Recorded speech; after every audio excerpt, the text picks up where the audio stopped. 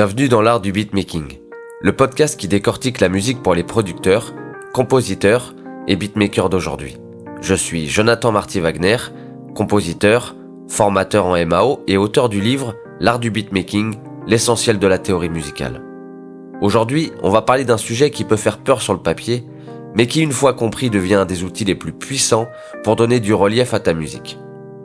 On parle ici des accords enrichis, des accords de 4 sons et plus, et de ce qu'ils peuvent t'apporter sans t'alourdir.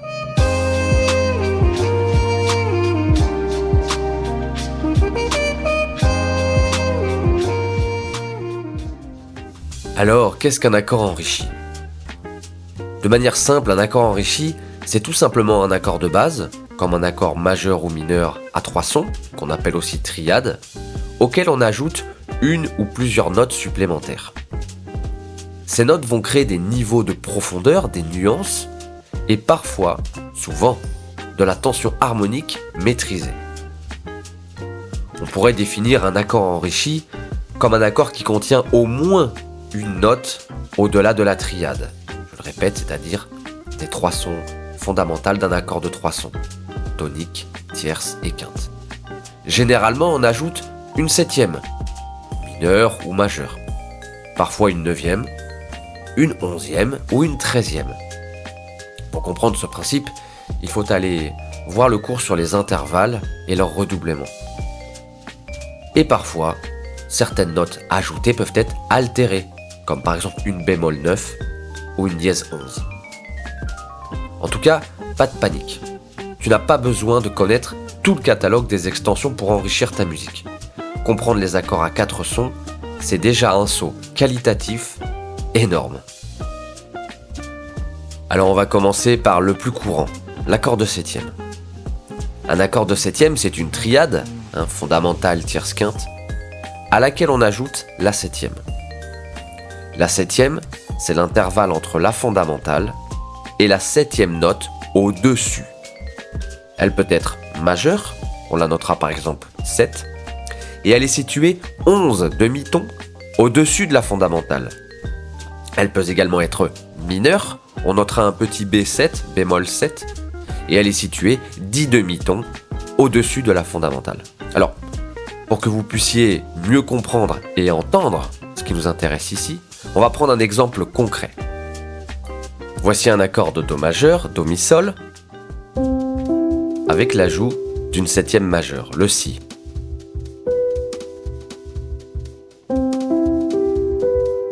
On dira que c'est un accord Do majeur 7e. Si maintenant je prends le même accord, Do mi sol, mais que j'y ajoute une 7e mineure, Si bémol. Là on a une couleur complètement différente, rien qu'avec l'ajout d'une seule note. C'est le fameux accord de dominante, l'accord de 7e. Si maintenant je pars d'un accord mineur, par exemple de Do mineur, Do mi bémol sol, et que j'y ajoute une 7e mineure, j'ai un Do mineur 7. Si sur la base de ce même accord mineur, j'ajoute une 7e majeure, donc le Si, j'obtiens un accord Do mi bémol sol Si, qui sonne comme ceci. Peut-être certains ont reconnu cet accord et l'ont déjà entendu, notamment dans la musique de film. On peut dire que chaque type de 7e peut donner une couleur différente, suivant sur quel accord de triade elle est associée. Bien évidemment, les 7e fonctionnent aussi sur les accords diminués et les accords augmentés. Voici une petite anecdote historique. C'est au XVIIIe siècle que l'usage des 7e devient systématique en Europe. Les compositeurs classiques commencent à utiliser l'accord de 7e de dominante comme un outil de tension structuré, c'est-à-dire qu'ils le gardent sous contrôle. Puis, dans le jazz qui arrivera plus tard, les accords enrichis deviennent une norme. À partir du moment où tu entres dans le jazz ou dans la soul, jouer uniquement des triades devient presque, je dis bien presque, un appauvrissement. Dans les productions modernes, ces couleurs ont survécu.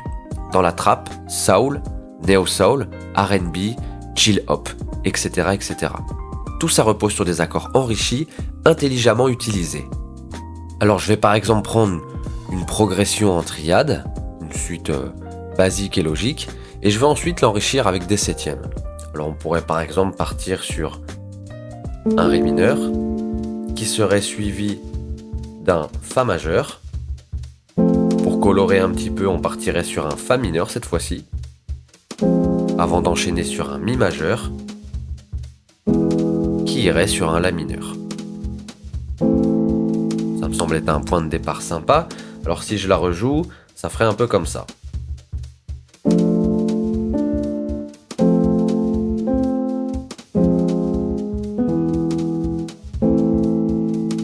Si je lui ajoute des septièmes, ça pourrait par exemple donner ceci.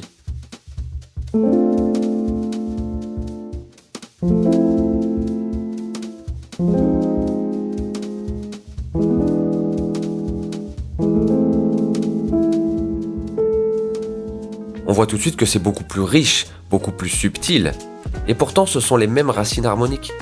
Tu n'as pas changé les fonctions de tes accords, tu as ouvert le spectre émotionnel. Alors parlons rapidement des autres enrichissements, la 9e, la 11e et la 13e. Si tu veux aller un peu plus loin, voici un aperçu, mais rapide. La 9e, c'est la seconde, une octave plus haut. On dit souvent qu'elle ajoute de la clarté et de la suspension. La 11e, c'est la quarte, une octave au-dessus. Elle est souvent parfaite pour du modal ou des ambiances assez jazzy. On le trouve beaucoup en lo-fi aussi. La 13e, c'est la sixte, une octave au-dessus. Elle est elle très utilisée en funk, en néo-soul et bien évidemment en jazz. T'es pas obligé de jouer toutes les notes. Ce sont des options, pas des obligations.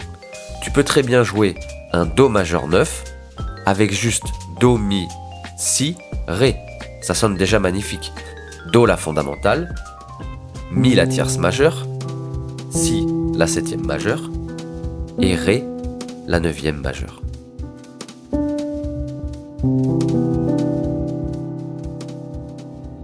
Alors comme à chaque fois, on peut se demander pourquoi c'est important pour toi.